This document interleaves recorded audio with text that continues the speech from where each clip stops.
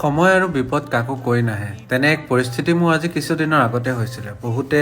জানিছে আৰু কিছু সংখ্যক লোকে মোক DM কৰি আছে যে মই ক'লো গ'লো কি হৈ আছে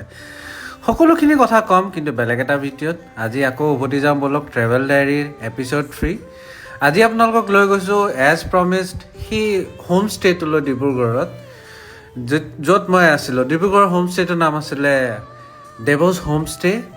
আৰু এইটো আছে ডিব্ৰুগড় বাইপাছৰ ওচৰত চাওকচোন খুব ধুনীয়াকৈ sofa kitchen items TV wifi gas stove পানী খাবৰ কাৰণে গৰম পানী কেটলি ইলেক্ট্ৰিক কুকাৰ ডাইনিং টেবুল 4খন টেবুলৰ সৈতে 220 লিটাৰ্ছৰ ফ্ৰিজ দিয়া আছে আৰু খুব ধুনীয়াকৈ ডেক'ৰেট কৰি ৰাখিছে তেওঁলোকে আৰু গণপতি আইডল আছে পূজা দিব বিচাৰিলে আপোনালোকে পূজা দিব পাৰে আৰু ফাইনেলি চাওকচোন বেডৰুমটো খুব ধুনীয়া এটা ডাঙৰ বেডৰুম হয় ভিডিঅ'টো 1 মিনিটৰ কাৰণে অকণমান ফাষ্ট দেখাবলগীয়া হৈছে বেডৰুমটোত খুব ধুনীয়াকৈ বিছনা আছে পিলোজ আছে ব্লেংকেট আছে গৰম দিনৰ কাৰণে AC আছে টেবুল লেম্প আছে এভৰি ফেচিলিটি আছে আৰু বহুতে যে কয় যে বাথৰুমবিলাক লেতেৰা হয় চাওকচোন এই বাথৰুমটো কিমান নিট এণ্ড ক্লিন দিছে দেৱজ হোম ষ্টে মেইনটেইন কৰিছে লিপিকা বাই কণ্টেক্ট ডিটেইলছ আপোনালোকে মোক DM কৰিলে দিম আৰু চাওক আজি মোৰ কাৰণে ৰেডি হৈ গ'লোঁ